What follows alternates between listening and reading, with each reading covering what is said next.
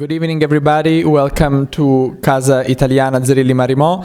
I am Eugenio Serafini. I'm the chair of the Department of Italian Studies, and I'm really delighted to be introducing our first departmental event this semester. Classes started last week, so we kind of start right away with interesting opportunities for getting together. And I will be extremely brief because there will be a more formal introduction. I just want to say that tonight's event, as you can tell from the title, is going to be about the Italian Gothic, and this event has been organized by our colleague, Professor Andrea Capra, who is a specialist of this field, and he had a brilliant idea of bringing over to NYU Professor Stefano Serafini, who's at Padua normally, but at the moment in Washington, D.C., at Georgetown. So it was way easier to have him over, and we are very happy for this visit. As I said, I won't say anything about the content of the talk because I would like to make room for Andrea for the actual introduction. So welcome everybody, enjoy the talk. And tonight we have a kind of a special format in the sense that the presentation by Professor Serafini will be followed by responses and a discussion involving Andrea himself and our own Marco Battaglia. Okay, thank you all.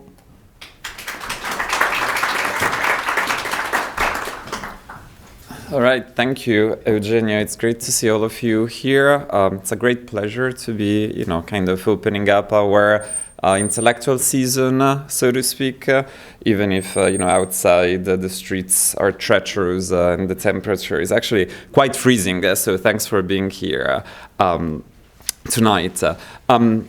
It is my pleasure to introduce Stefano Serafini. As Eugenio already mentioned, Stefano holds a joint position between Georgetown University and the University of Padua. He received his PhD in comparative literature and cultures from Royal Holloway, University of London, and was a postdoctoral fellow in Italian studies at the University of Toronto, MHRA postdoctoral fellow in European languages at the University of Warwick, and assistant professor of comparative literature at the University of Padua.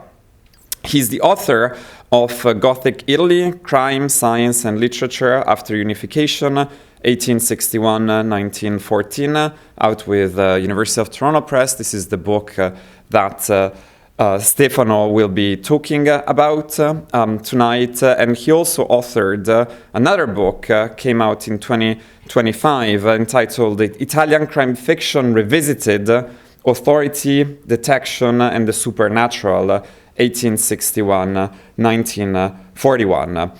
The book that Stefano will be talking about today, his Gothic Italy, won the Literary and Cultural Studies Book Prize from the American Association for Italian Studies in 2024. I will not be saying anything at all about the content of the book, since we have a whole talk ahead of us. I will just conclude by saying that it was really a pleasure for me to introduce and invite Stefano Serafini to NYU, because in my opinion, he's really someone who's trying to push the boundaries of what can be done from within Italian studies. And the topic of the Gothic is a very fraught topic in the Italian context, as Serafini will tell us. And I think that it's very fitting that he's giving a talk tonight at the Italian Studies department at NYU, meaning a department where I think, pushing the boundaries of what Italian studies can be and can do has been kind of one of our staples over the years.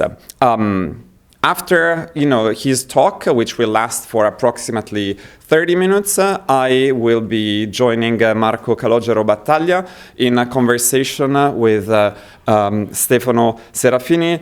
Our Marco Calogero Battaglia, many of you know him, recently, this very summer, defended brilliantly a doctoral dissertation on the Italian Gothic, and he is now visiting lecturer here at NYU. And he has been working on the topic of tonight's talk, not only in the context of his dissertation, but also through a series of other publications. He has one upcoming article on Luigi Capuana and the Gothic, so I'm really looking forward to seeing how our conversation tonight will end up unfolding. So without further ado, please join me in welcoming Stefano Serafini.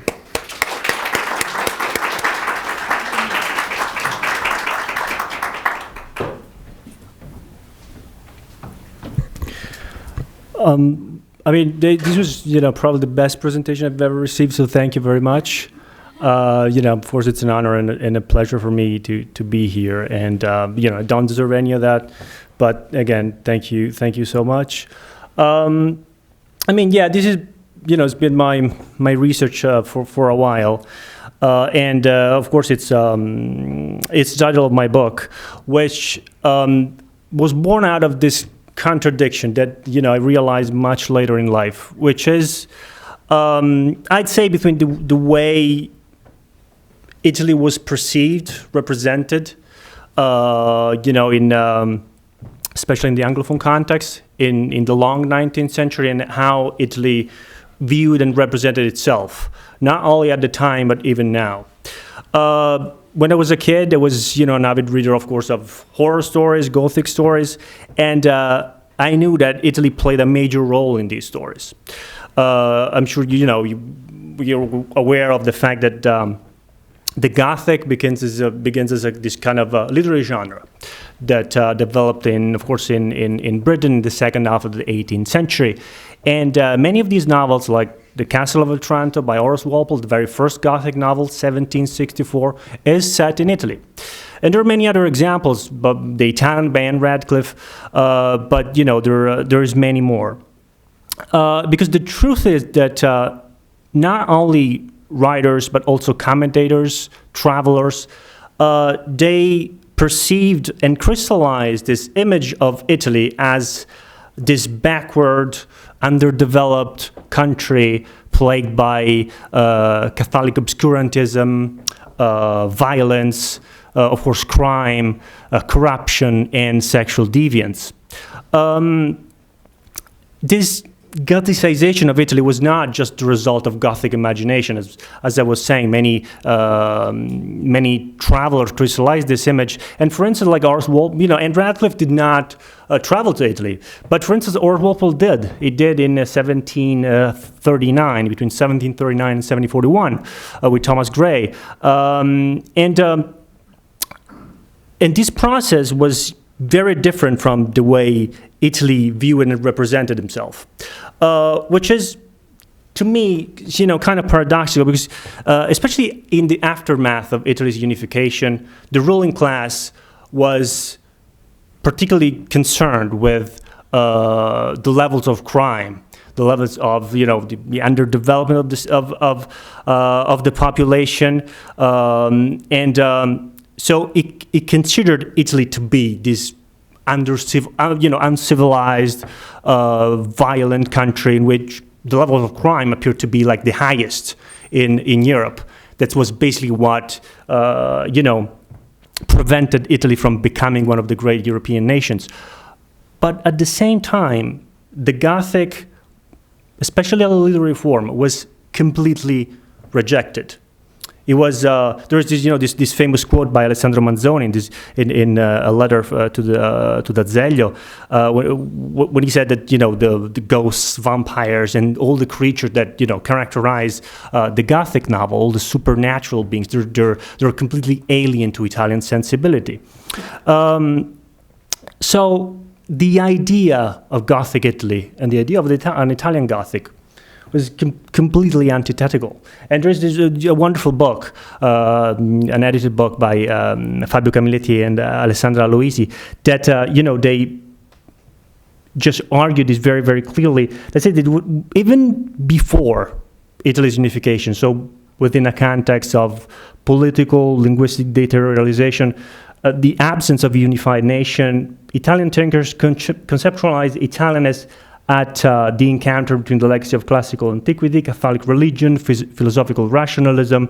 And so the idea of Italianness from the Napoleonic age, at least, this tendency to reconcile tradition and innovation. But thanks to his, the idea of this historical legacy, there was a full, complete rejection of the Gothic, anything that came from the north, particularly, Germany and Britain. And this had no other equivalent in Europe. So there was this kind of complete rejection of anything that was concerned with the Gothic. But what is the Gothic? Because of course, on a superficial level, the Gothic was, especially at the time, a literary genre. It's very clear. It's from the Castle of Otranto by Horace Walpole to Frankenstein, so 1764 to 1818. That's the period of the classic Gothic novel. But the characteristics, the traits, the conventions of the Gothic just constantly evolve. And then they resurface in many different contexts. Let's, for instance, the end of the 19th century, when the Gothic reappears in the novels of Stevenson, Wilde, many other novels, not only in Britain, of course. Over the past 40 years, the Gothic has been theorized differently, from a simple literary genre to like a mode of writing, something a little more complex, a little more nuanced. Fred Budding and his wonderful book in 1996 theorized the Gothic as this multifaceted, hybrid, destabilizing mode of writing that constantly transgresses the boundaries of rationality, of morality, and realism.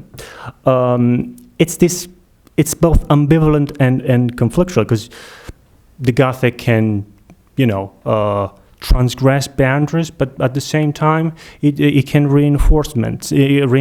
So it can be used as, in an ambivalent and conflictual way. As a classic psychoanalytic reading, the Gothic allows this emergence of what has been repressed. The return of the repressed is a classical reading of the Gothic. And it allows the emergence of what societies have tried to repress, to control. Racial struggles, female sexuality, gender instability, the agents of nature, and of course the occult.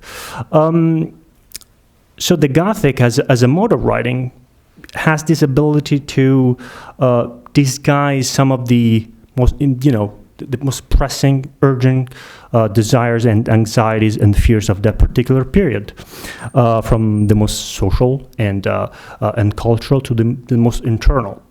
So the Gothic is not really something that is in the text, but it's more something that the text does, and the text does to us as readers, and the way we try to read and interpret and understand a particular text, which of course completely just escapes the literary realm. It can influence other aspects of life, other forms of not only writing, cinema, and even other disciplines like, for instance, criminology, as I'll try to argue today. So there's this idea that the Gothic, again, was never present in the Italian literary scene.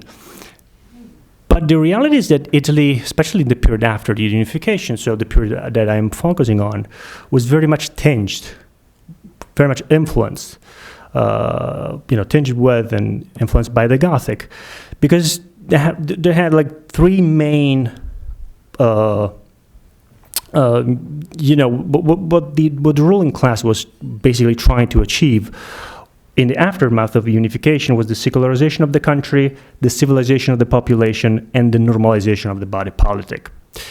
And this required the rejection, the confront with anything that the Gothic embodied in that particular period. The supernatural, we can, can be Catholic, superstitions, or it can be Catholic obscurantism. It can be like the criminal. Again, as I was saying before, crime was, particularly in its common rather than political manifestations, was the one of the main concerns of the ruling class. The excess, the idea of the excess. Let's think about aberrant sexual behavior, especially by women. Can be the abject, can be the contaminated, can be like the disease. Let's think of all the outbreaks of cholera and in especially in southern Italy in the second half of the 19th century. One very strong in Naples in 1884, which prompted Matilde Serao to write Il ventre di Napoli. So there was this constant conflict between what the Gothic embodies, so, transgression, criminality, the occult, and what a country that is supposed to be modern, supposed to be secular country, tries to uphold and promote, so law, social order, and rationality. And my research, my book, is exactly trying to understand and explore the nuances, the contradictions, and the implications of this particular conflict, which is, at the very core of post-unification Italy, at the very core of Italian modernity.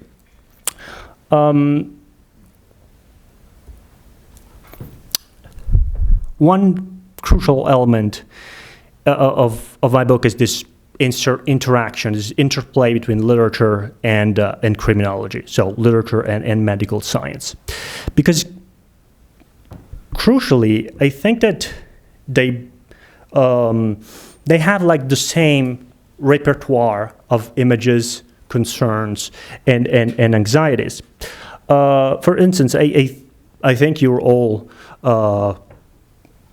familiar with the name of Cesare Lombroso. Cesare Lombroso was probably the most famous Italian in the world in the second half of the 19th century. If you look at the archive, we have like thousands of letters from all over the world of people who knew him from Russia to New Zealand to Brazil, and they sent him letters to ask him, what do you think about this person? And they could send like an image or a description. Is this person a criminal? Is this person a deviant? That's what Lombroso was. Lombroso was the founder of what can be said, the Italian school of criminal anthropology or the school of positivist criminology, which is, it's roughly the same thing.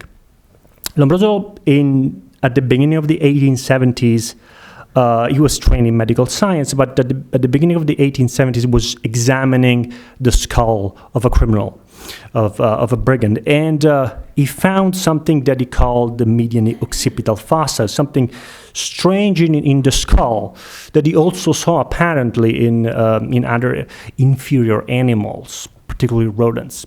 From that discovery, he postulated that criminality in its more aberrant manifestations is the result of arrested development at a more primitive stage, which means that the natural predisposition of criminality by some people is explained by their the reversion to a subhuman type of man, reminiscent of primitive people, both physically and mentally. This is the concept of atavism. So basically the influence of the past onto the present, which is a, truly Gothic element.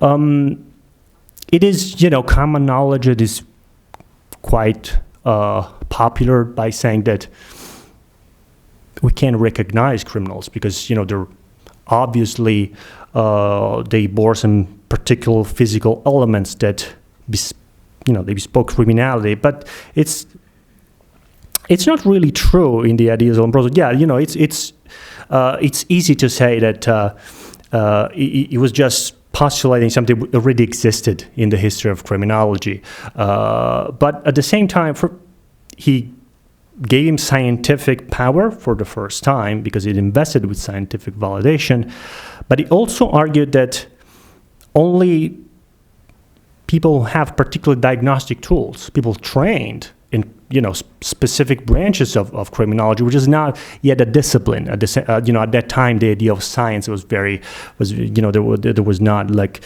one monolithic definition of science of criminology. It was a mixture of different disciplines like medicine, criminal law, sociology, anthropology. They were all combined. But he said that only people who have training tools could actually identify these deviants, and this is why the ruling class, particularly the Italian ruling class, found this extremely important, because the first mission, the first goal of the ruling class was trying to identify those people who were an obstacle to the evolution, the modernization of the country, so that it could be just expelled from civil society. And that's why Lombroso and the school of positive criminology that developed in the 1870s and 1880s was so important and acquired such a major role in society and culture. But Lombroso's science was not only Gothic, because pivoted on one extremely Gothic element, such as that of atavism, but also because I don't know if you ever try to read Lombroso, but he's very hard to read.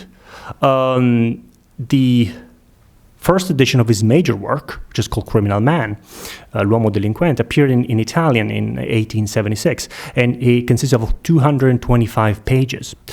Then he had like a second edition in 1878, a third in 1884, a fifth in 1889, and then the last one between 1896 and 1897.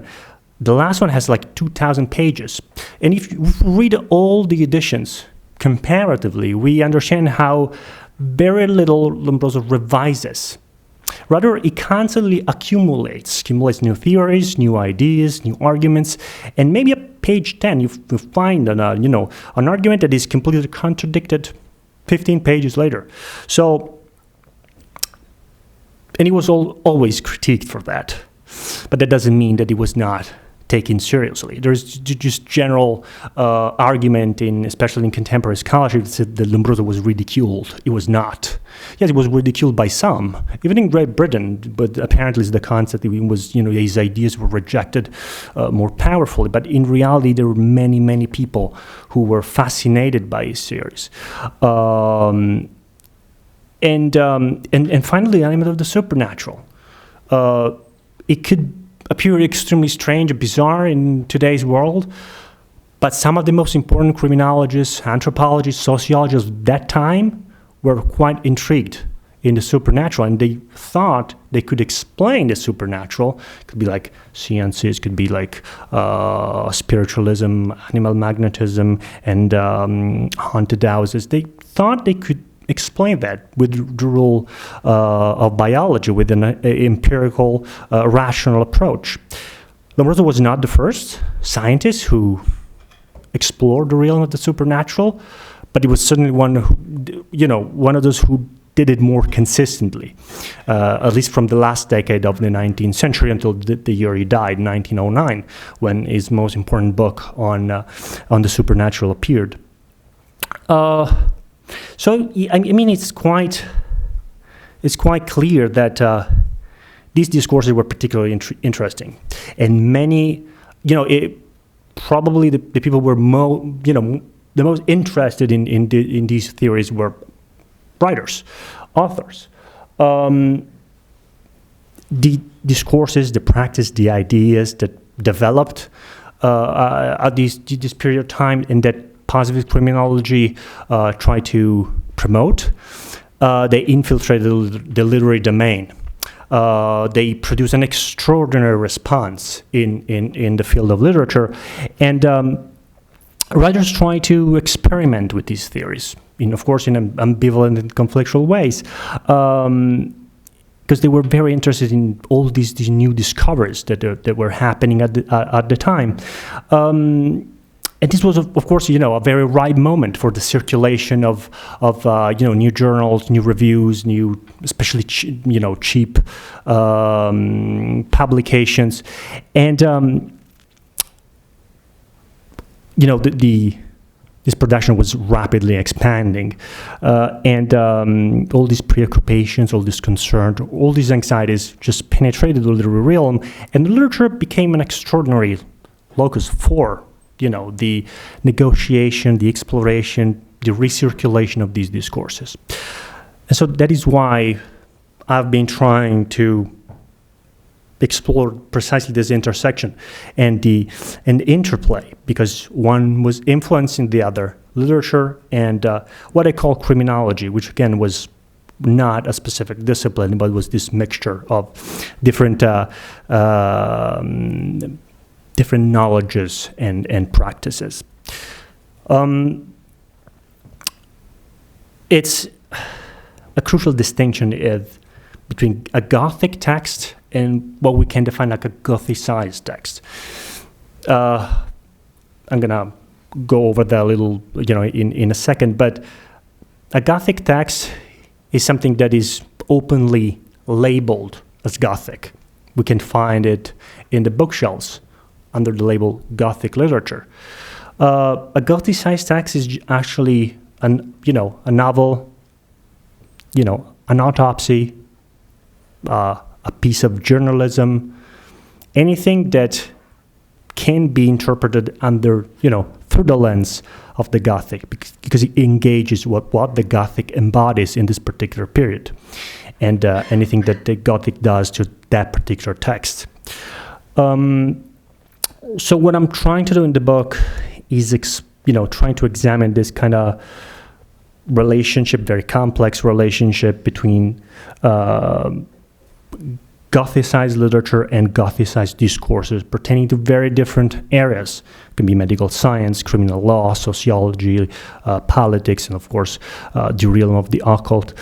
And what I'm trying to do is tracing some underlying implications, because the goal is reconstructing those discourses, those practices that inform the, of course, discourses pertaining, of course, to crime, that inform the construction of the modern Italian state, and that are, of course, at the core of the idea of Italian modernity.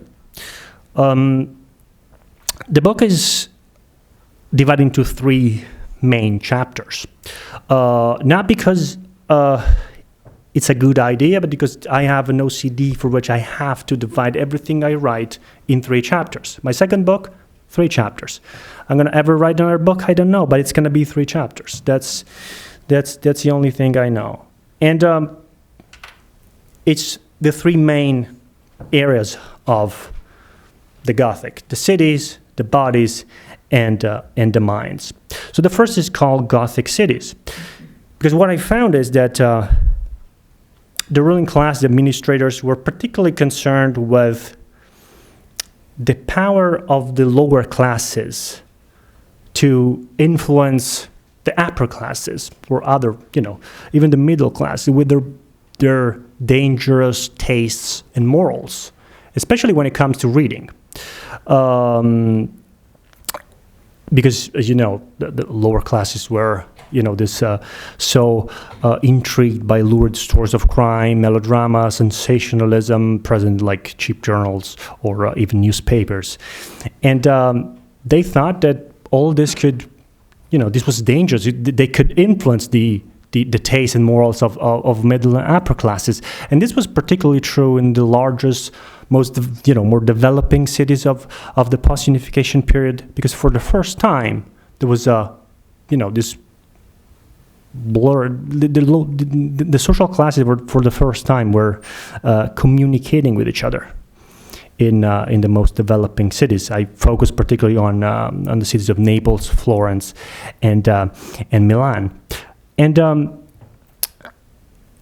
what I'm focusing on in this chapter is how individuals were constructed as dangerous, or perceived and represented as dangerous in Italy, at the intersection between literature, again,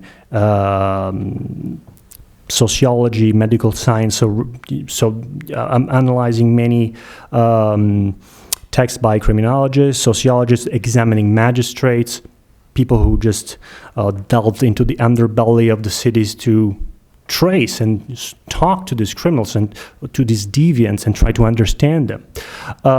And writers were doing that at the same time.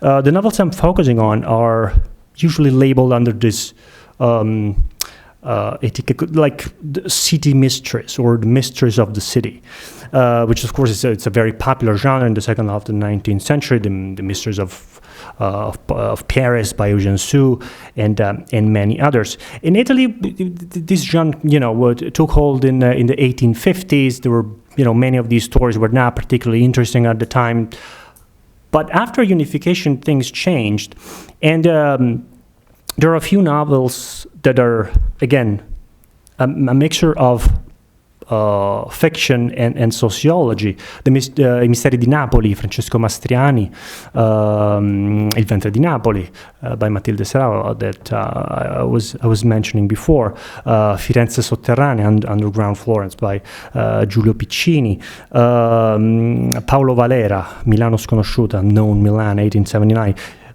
Between like 1870 and 1884. So, many of these texts, in which, again, what I found was that Italian writers, for progressive how they could be, like Matilde Serra, were actually very concerned with the development, the modernization, the expansion of the cities, and they were very inclined to construct these cities as these Gothic bodies that were, with this propensity for physical moral disorder. And I do that by looking at three main elements. The idea of the labyrinth, of the maze, the construction of the inhabitants of these cities in terms of racial otherness, and finally the connection between smell, disease, and contamination or contagion.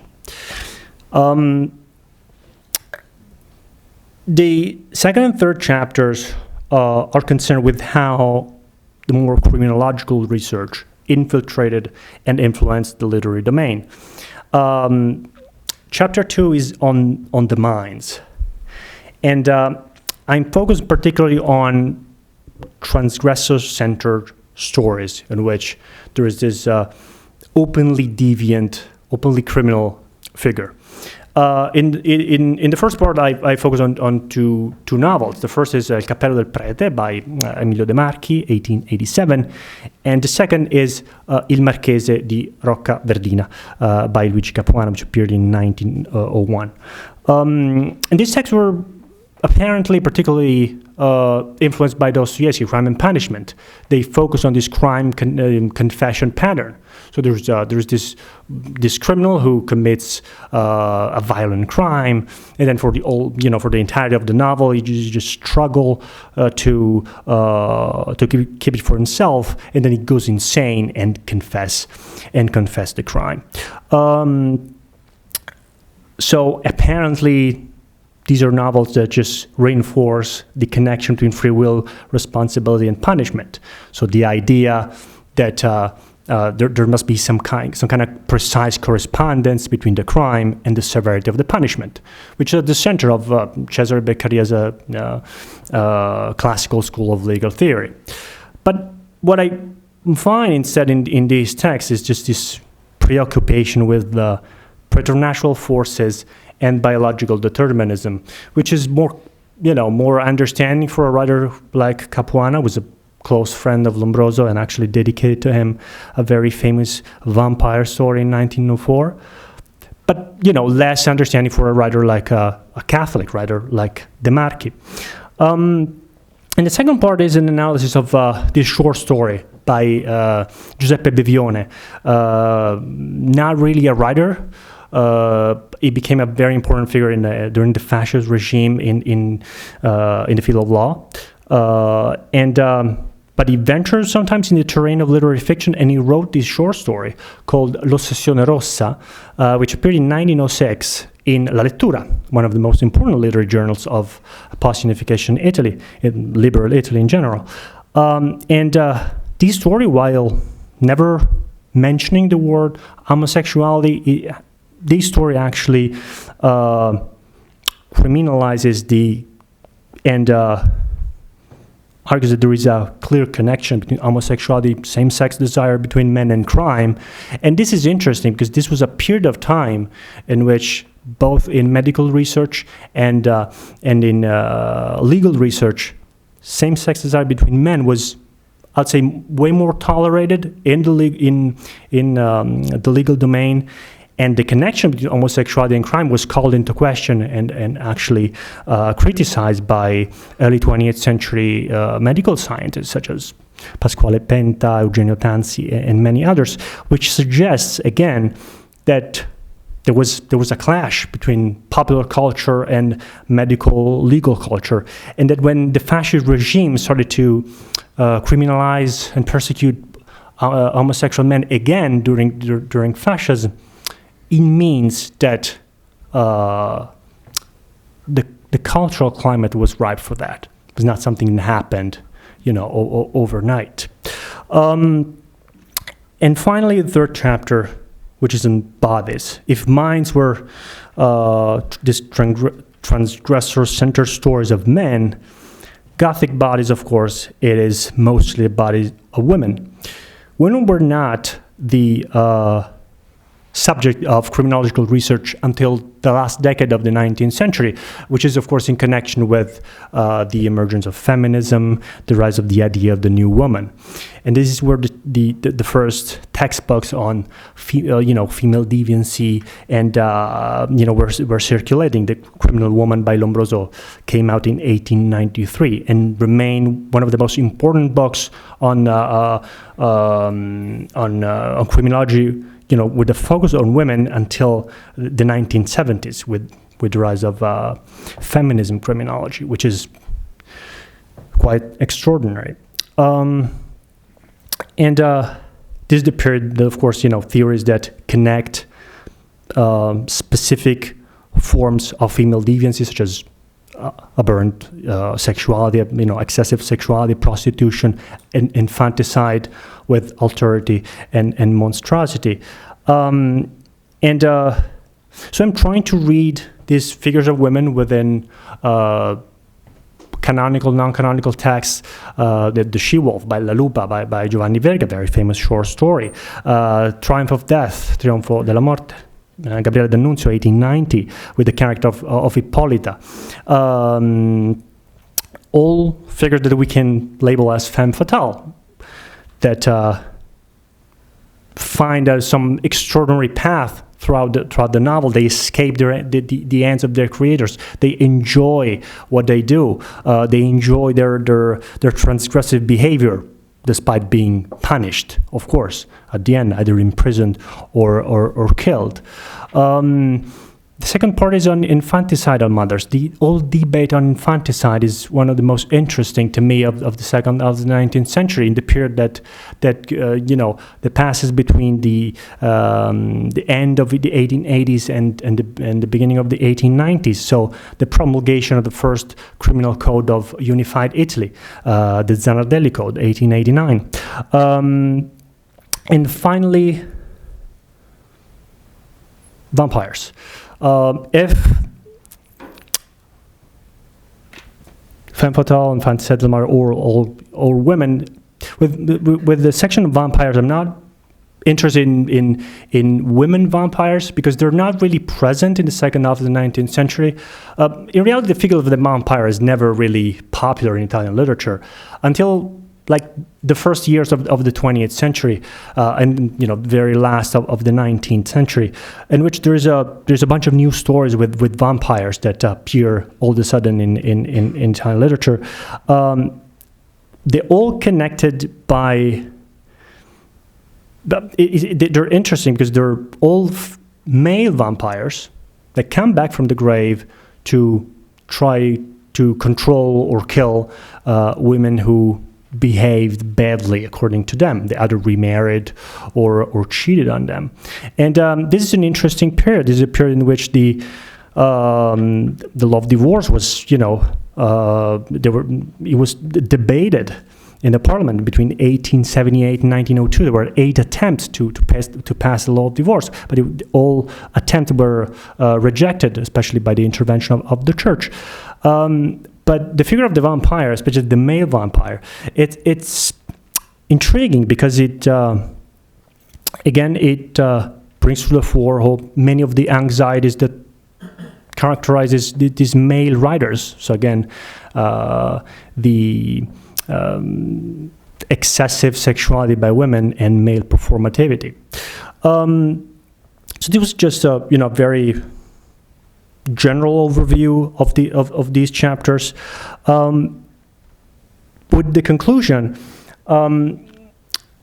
I'm trying to argue that many of these ideas that I mentioned now, many of these values of practices of the period that goes from the unification of Italy in 1861 to the outbreak of the First World War, they did not disappear, but they were incredibly popular even when the liberal period transformed into the fascist period. Nothing changed overnight. There is an abundant scholarship on the fact that when it comes to social policies, when it comes to the role of the police, when it comes to medical science, legal theory, things remain pretty much the same between the liberal and the fascist period. And even I'm not focusing on fascism. My argument is that the role of the Gothic and everything that the Gothic embodies, and particularly literature imbued with the Gothic, played an extraordinary role in the reworkings and recirculation of all these theories, these discourses and practices that were developing at the same time in the scientific realm. And so the book, in a way, tries to understand the cultural, social climate that in many ways was conducing to fascism, and tries to paint a broader picture, because these theories, these ideas, these discourses on crime, on deviance, on transgression, and excess are very much present in the contemporary world, and they actually never disappeared. And the Gothic, I think, played a major role in reworking and recirculating that. Thank you.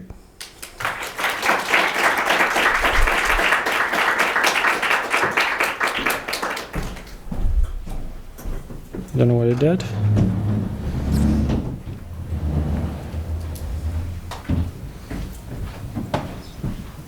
All right, thank you. This was fantastic. As I mentioned, we will be starting with a conversation, the three of us, around the themes of Stefano Serafini's talk before opening it up to the audience. So now that the screen is coming up.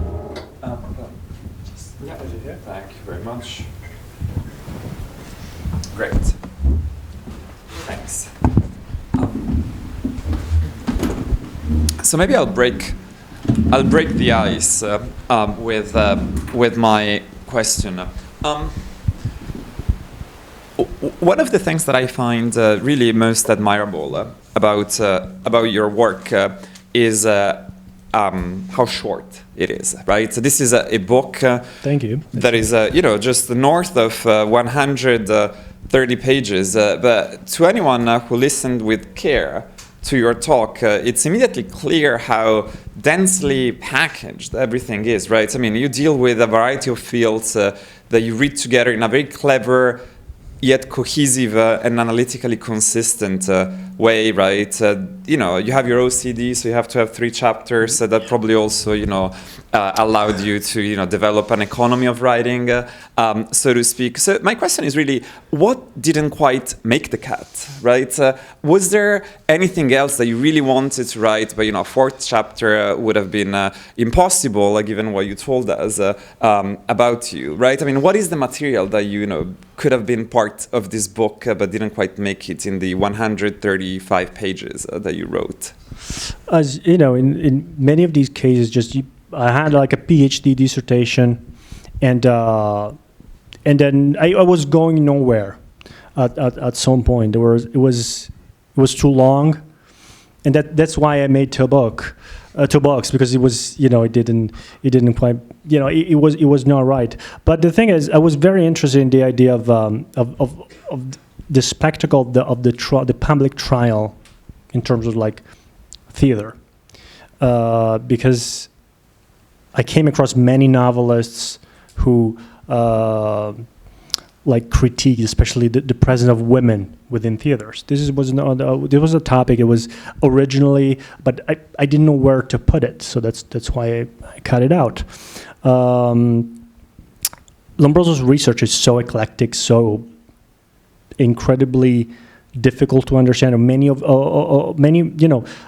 his works, I had to cut them out. He was working on haunted houses, for instance, but so there is a lot of material that I didn't include in the book, not because it challenged my main argument, but sometimes that is the case. This is not for this book, not that I'm aware of, but I think that there is. I'm focusing on a very small number of writers. I mean, as Mark, of course, knows, there is so many writers who are interested in all these themes. Like, for instance, the supernatural. There's so many Scapigliati writers of the 1870s, Tarchetti, who were practicing with very directly with the elements of the Gothic. But I try to basically look at the Gothic where it was not supposed to be. So on the pages of those writers who were openly writing sociological books, or in those stories that could be labeled as detective stories or crime stories, or again criminological works, autopsies, books by examining magistrates who were just dealing with the so-called dangerous classes. So I was trying to look at the Gothic what was not present apparently, and that was easier.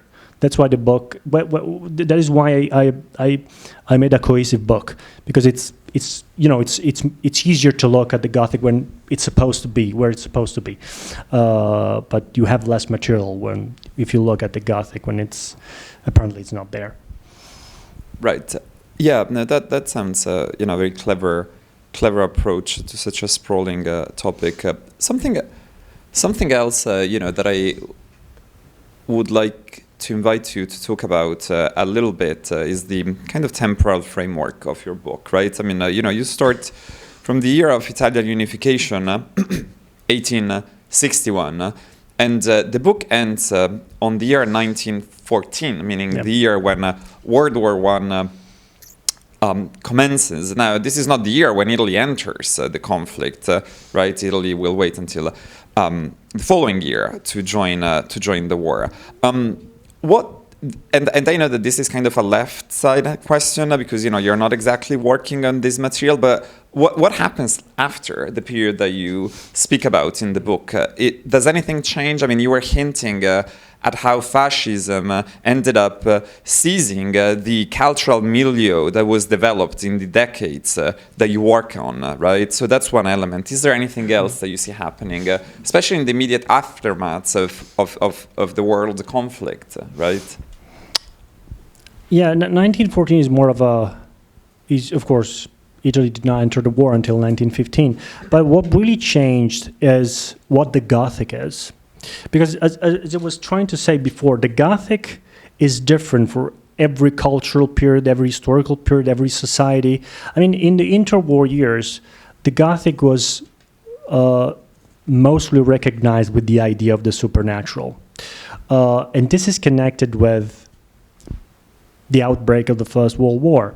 I mean, spiritualism, we're all quite familiar with the concept of spiritualism. It's a discipline that developed in the second half of the 19th century, the communication with the dead.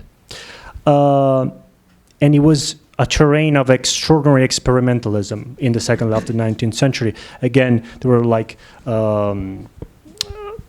members of the clergy, but also writers, criminologists, anthropologists who experimented with spiritualism. It was a scientific. It was the subject of scientific scrutiny.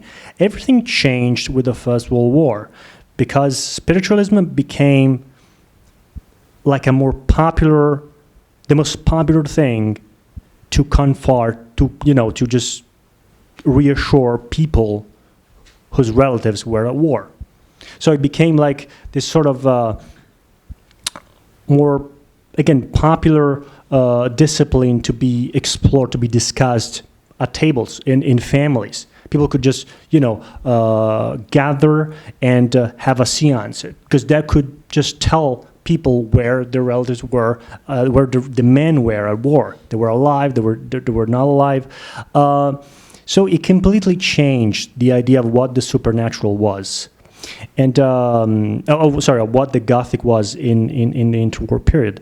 And to me, this change was crucial, because for the other book, the temporal framework is similar, but it ends in 1941, because during fascism, if we analyze only the question of crime and how crime was just represented and perceived and understood, things did not change much. But the Gothic, when involves all these aspects, and especially the supernatural, many things changed, and they changed even more after the Second World War.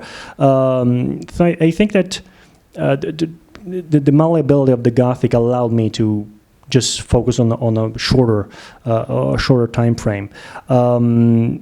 I just thought that I couldn't be as cohesive as I could be if I included the fascist period too. Yeah. Well, I have a couple questions as well, many, but you covered so many things that I already wanted to ask you. So I think I'm going to jump to one that maybe we haven't had the chance to talk yet, and that is like the question about the meridione. So you talk about the desire, right? Like I love the way you put it, of creating like a uniform, harmonized social body in your book, which I feel like it's very helpful to understand this framework. But besides like the opposition between like outside the landscape of the city, right? Periphery more broadly, the countryside, and especially the south. How do you approach that? Do you feel like it was like depicted a little bit like a Gothic space, and in what way? Because it's of course it's like atavistic, backward, just like Italy, but more because it's in the countryside, it's in the south. I'm thinking like, I don't know, like few people who will go all the way through Sicily, for example, during the Grand Tour. So how does that shape your reflection? Well, I mean, I'm not focusing on what is normally called the southern question, which is the way the south was perceived, but let's think, for instance, of Lombroso. It was one of the first things that he did was, he went to Calabria to just the geography of Italy, try to understand Italians, classify them. And what he found, he was just coming from the north. He was from Pavia, northern Italy. What he found, and many other anthropologists, was something that was resistant, opaque, very difficult to understand, very difficult to just theorize. The south was, again, I'm not focusing on that, but the south is, I focus exclusively on Naples, but the south is one of those, I think, is one of those domains where the Gothic was relocated, because the aim of the ruling class was trying, again, I was saying before, to reject the Gothic, just repress it. But the Gothic cannot be repressed or expelled. It's something liquid, something that infiltrates any domains. So it was not rejected fully, was not expelled, but rather it was relocated into those small interstitial realms that were considered safe, because subject to disciplinary gaze or the medical gaze. This can be, again, the most remote areas of Italy, especially the south. It can be the most remote, violent neighborhoods of the city, where the terrain of sociologists trying to understand them. It could be rooms where experiments in animal magnetism or hypnotism took place. There was this extraordinary figure of the hypnotist Donato. In 1886, he just hypnotized this exceptional number of men at the Teatro Scribe of Turin. So the Gothic infiltrated all these spaces that were considered safe, again, as I was saying, but it just completely contaminated them. And that's why they became so resistant and so difficult to read. And the South is one of them. I think that again, I was just focusing on Naples because it was the subject of at least two major books by Mastriani and Serrao in the 1880s. But I think it was probably one of the most Gothic locales of Italy, the South, absolutely. Thank you. Another important thing that I wanted to ask you, I feel like it's the relationship with in the Gothic, like with modernity. You talk about it, and there's like this sense in which the relationship between the national project, creating the Italians, making the Italians, and bringing Italy to modernity at the pace with Paris, London. So there is a project of modernization, and within this modernization, there's like this inner dark Gothic element. But of course, the Gothic is much obsessed with the past, as you discussed. I'm thinking, for example, about Capuana, was one of the first writers and experimented with photography.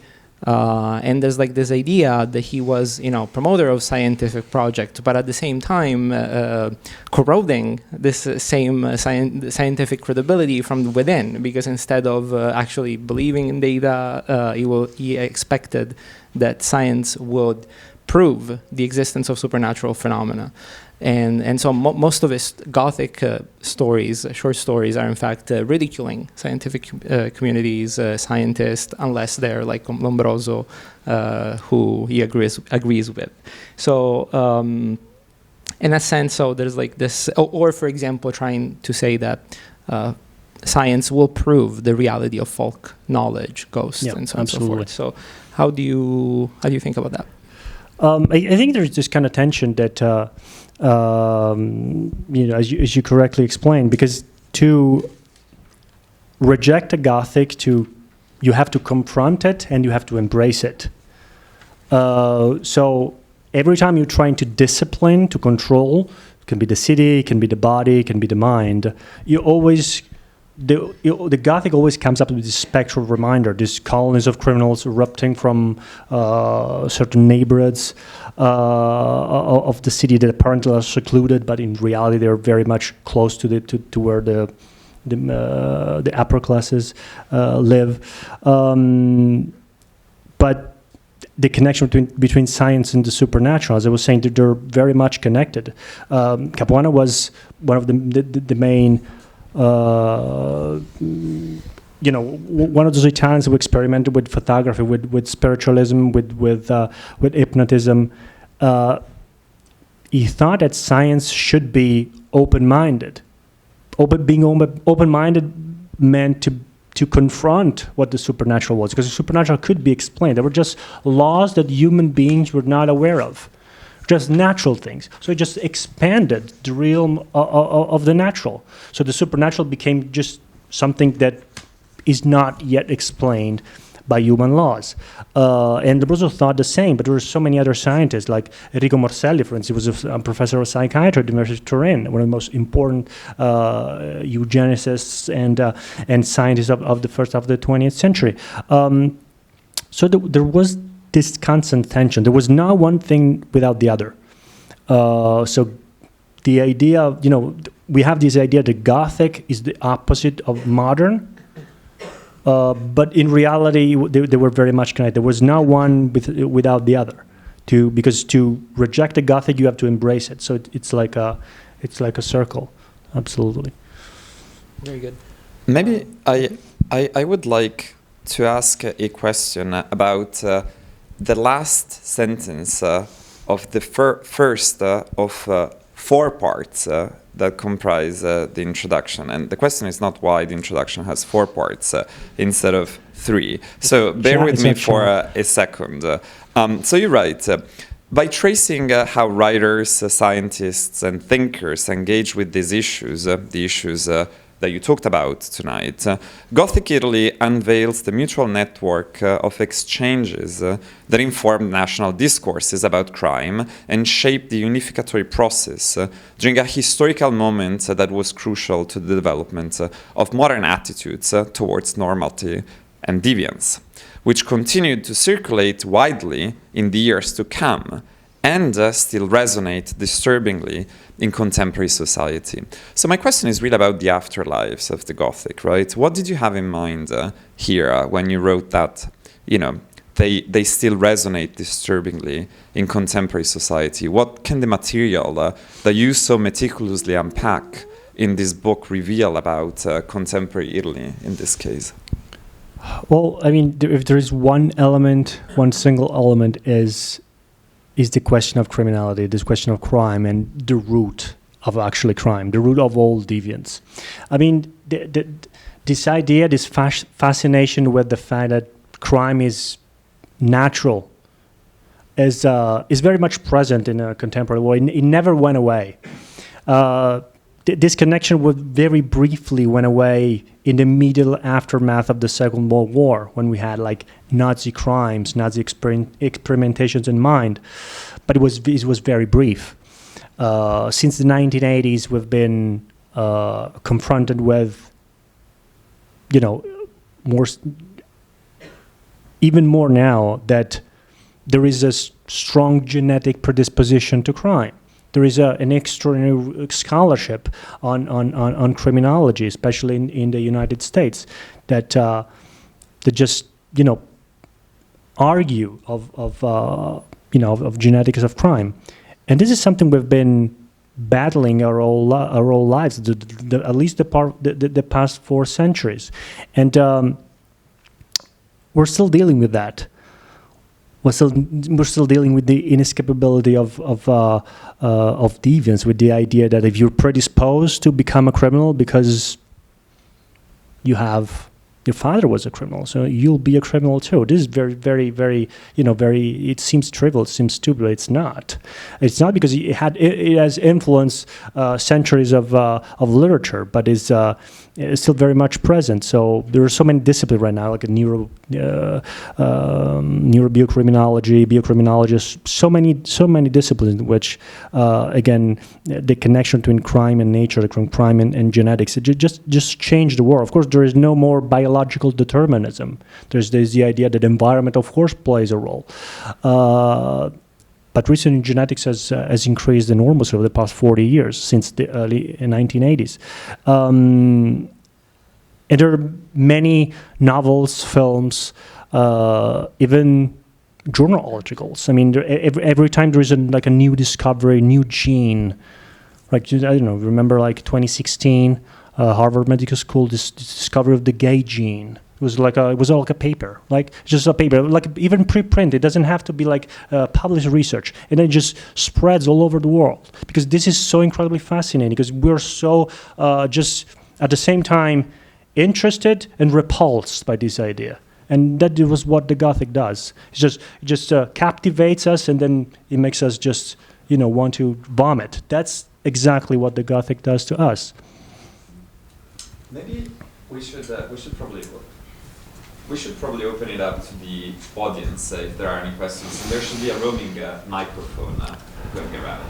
So we see one there and second there.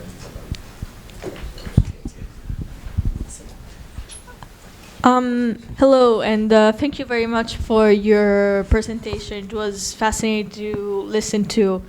My question is, because right now in Italian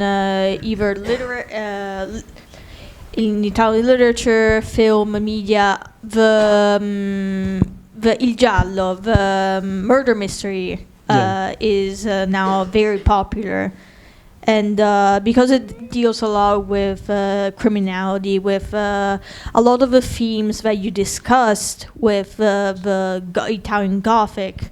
Do you think this period of this Gothicism kind of had an impact on how nowadays the murder mysteries in Italy, il giallo, has become has the fame that it has now.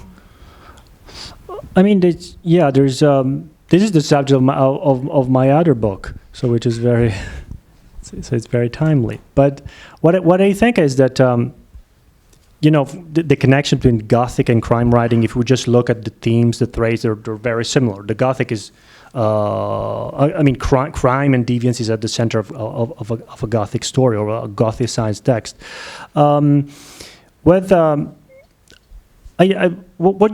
What do you mean with murder mysteries? Like, you mean like any crime stories in general, or like, you think about Camilleri, for instance? Is that what do you think? Yeah. So obviously Camilleri is a big example. Of now there are also so many. For example, Lai has. Yeah. So of course. So you mean like crime/detective stories. What I think is interesting is that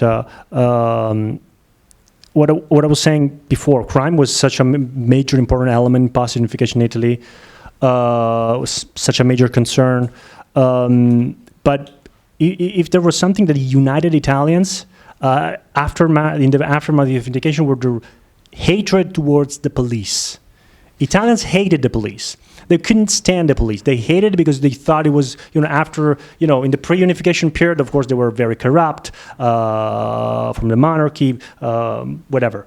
They said, okay, now with unification, now it's gonna be great. No, it was worse. So they hated the police. And so what I find interesting is that the Gothic was not very much influenced in many of the crimes detective stories, because there were no detective stories. It was barely detectives, because Italians hated detectives.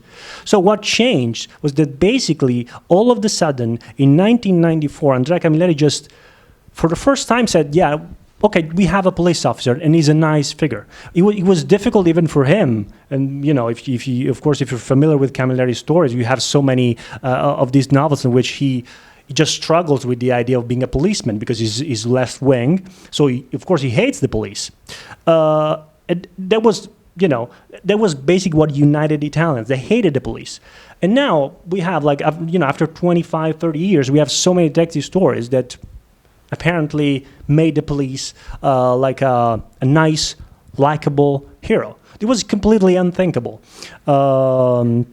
Which is probably very little in connection with, very little connecting with your question. But I think that, again, there is strong continuity, a strong connection between Gothic story, crime detective stories. Of course, many of these texts just are, imbued with crime. Crime is everywhere. But there are no detectives. There are no detectives. And when they are, just very, very marginal figures.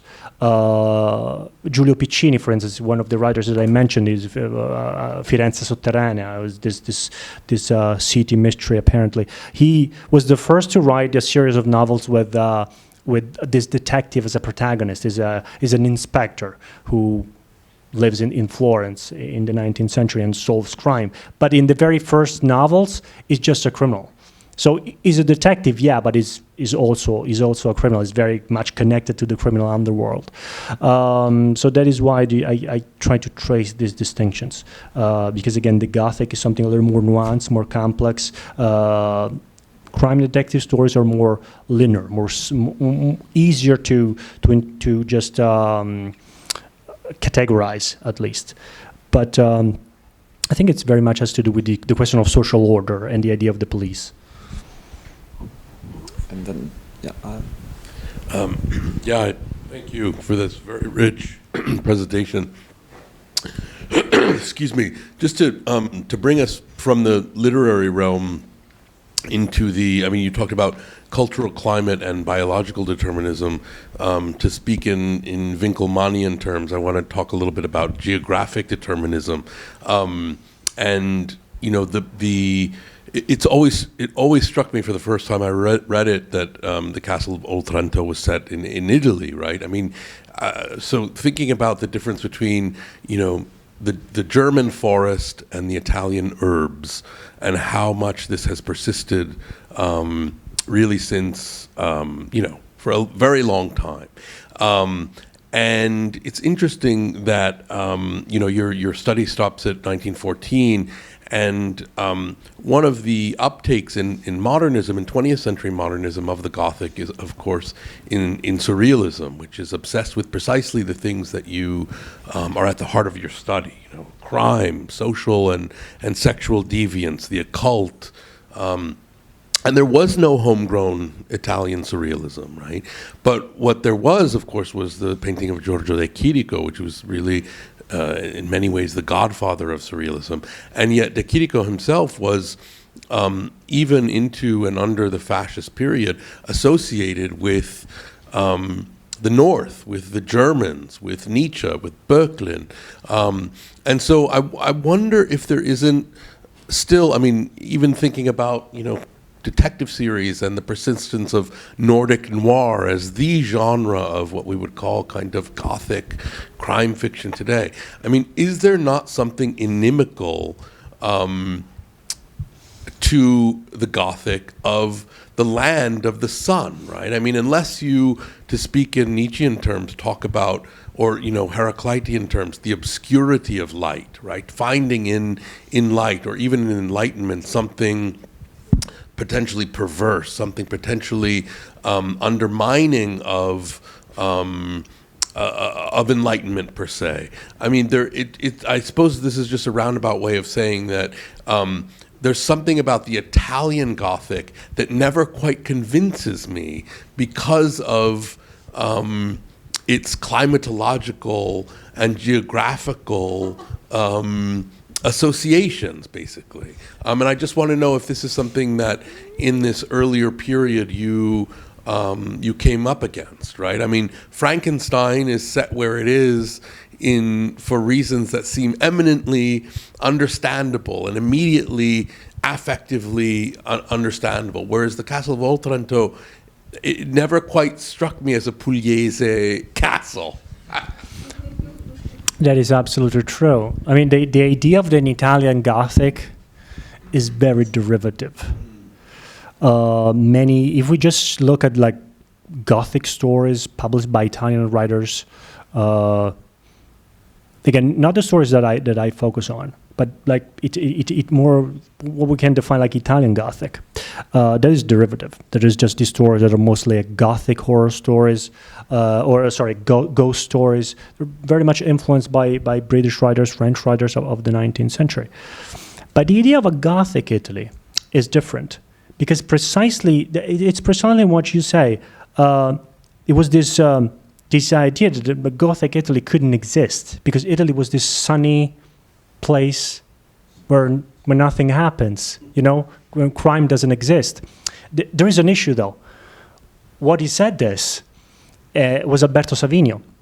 In Palchetti Romani, 1929, he wrote an article and he said, an Italian crime fiction cannot exist because in Italy there is no crime.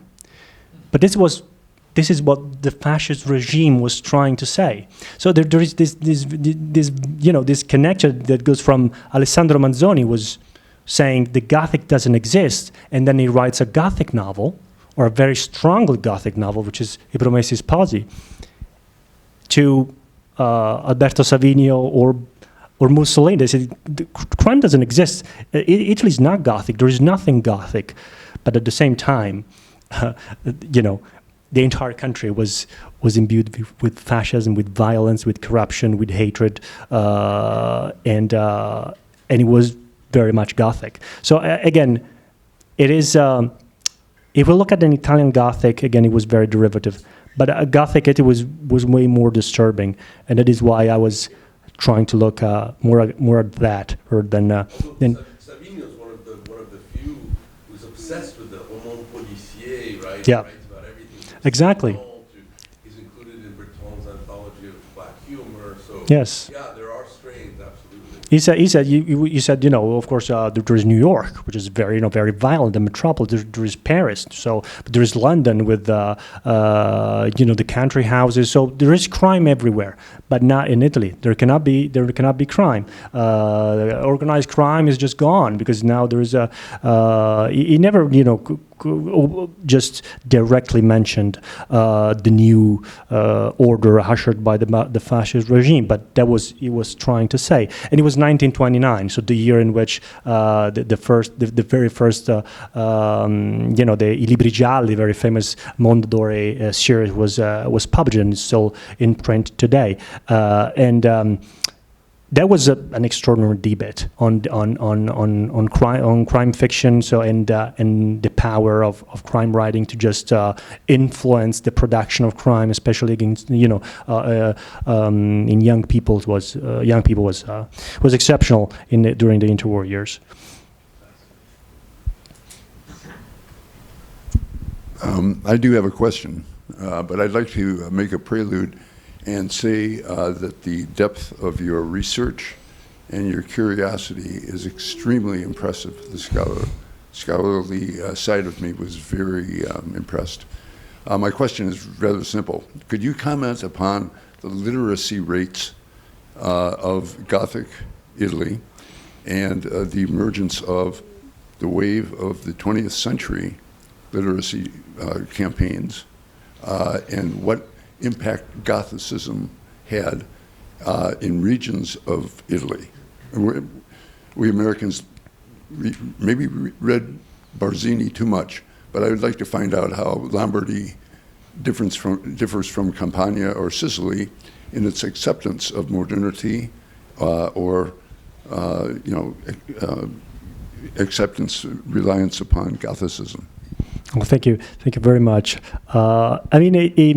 What I found very interesting is that is the very scarce penetration of let's take it like the classic British Gothic novels of the 17th century. They were circulated very, very little in Italy and exclusively from the south. If you look at archives, there are like many editions of Anne Radcliffe's books in Naples, but there is none in northern Italy. They never arrived there. That doesn't mean that they didn't know that. I mean, for instance, Edgar Allan Poe was never translated in Italian during the lifetime of Mastriani, but he knew Poe because there is a novel in which his very first novel, Il mio cadavere, in which he directly quotes a Poe's short story that he could have read only in English. So the circulation of the classic British Gothic was very scarce. There was very few copies. And that is why many of these Gothic themes were just reworked in a very autonomous way. Let's think of the figure of the vampire. Dracula never really took hold in Italy. No one knew Dracula until the movie 1922. No one knew it. It was not translated. That means that the idea of the vampire as we have it right now, as influenced by Dracula, the count, this figure who drinks blood, who is pale and very seductive. That is absent. All these vampires in Italy, they are completely different figures. They were way more influenced by the classic, Eastern Europe vampires. So this figure of very popular figures who just try to deprive the life force of people that come back from the grave. So more similar to zombies in some ways, rather than vampires. So what I'm trying to say is that many of the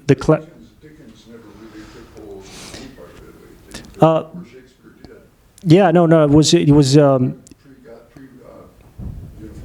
Yeah, no, it was certainly not widely read. Again, there were a few writers who, I'm sure knew him, but it was not that popular because Dickens was an extremely popular writer. Popular meaning cheap writer. I mean, Dickens was what Mastriani was. And Mastriani was, was ostracized by the literary scene in Italy. He was considered like this very cheap writer who just was preoccupied with making money and publishing in installments in these newspapers. That was Dickens was doing in Britain. So he was not considered a canonical major writer. Lombroso mentions him in alongside with Victor Hugo in the first 30 pages of the first edition of Criminal Man, and he said that Italy is great literature, unlike in British literature, and he directly mentions Dickens, again Victor Hugo and others, because they were considered very bad literature, not only by him, but in general by the establishment. So no. Yes, of course. Manzoni had, was probably, influenced by him. But yeah, it was absolutely. Thank you. Someone else have a question? Because I can go. Thank you so much. This is so fascinating. I wanted to kind of continue along Marco's line of questioning, and Ara's in a sense. I was thinking about it a lot with, in terms of the Gothic's relationship to Italian colonial endeavors. I was just thinking about some of what you were outlining in your city's portion of the kind of racialized other, fears of contagion. I'm teaching Tempo di Uccidere this week, so it's on my mind, obviously outside of your temporality, but I'm wondering here kind of if there was a relationship, to what extent this relationship between Italian Gothic and Italian colonial imaginaries exists, or if this is just a kind of, I mean, of course, one of the very first colonial endeavors in the literary period just clashed in terms of temporally with the novels that I was trying to read, and even if I'm not focusing on colonialism, not focusing on that, even if it was very much a concern for the ruling class, especially the last decade of the 19th century and the first years, at least 1898, 1911. Of course, we all know that. So I'm not focusing on colonialism, but there were all these forms of orientalization, colonization. When we look at the way even progressive writers such as Matilde Serao portrayed these figures at the margins of the social body, especially when they use the metaphor of smell to just other them, to rationalize them, to just put them again at the margins of the body so they could be identified, recognized, and expelled from society. Because there was maybe we're familiar with the idea of the miasma theory, the idea that smell produces contagion.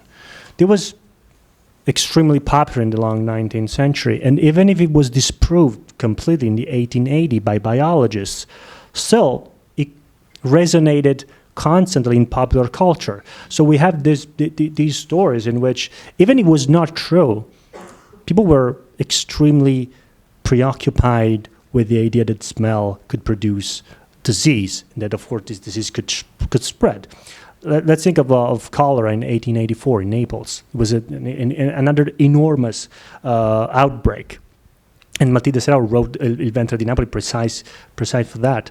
They didn't know the cause. They didn't know it was waterborne. They didn't know it. I mean, she kind of guessed it, but she didn't know. And so it was panic. Was spreading like wildfire. It was impossible because you didn't know the root cause, and so that's easy to just blame, victimize. Again, figures at the margin of social body. People who stink, people who are not clean, because they are the one contaminating. They were who just spreading contagion. The one we should be all avoid. All these figures, all these inhabitants of the cities, they are orientalized, colonialized, but by the gaze of these writers. Even though they were promoting social values, moral values, charity and whatever. But in reality, they were all they were all unified in producing the same discourses of deviance.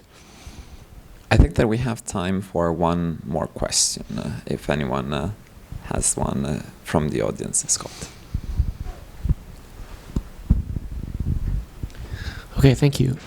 So I have a question that's perhaps building on some of the things you've been discussing, because I was thinking about the cities themselves and the time frame in which you were describing, the post-unification up to World War I. And, some of the other questions maybe have revealed that perhaps there are other elements that have influenced why the city might take the shape that it does in these stories. But I was curious if there were maybe specific either historical or sociological changes that you saw occurring at this time that were reflected in the stories, like what the city was, or maybe how the idea of the city, how it was changing in this period, and how maybe that was reflected. Italian cities were very particular at this moment of time. For instance, Florence was, the first capital, 1865 until 1871. So there was this enormous works of infrastructure, but then it was the center of gravity of the country just changed when Rome was conquered in 1870. So Florence was basically left like it was. So a lot of workings and just everything stopped. This is just an example.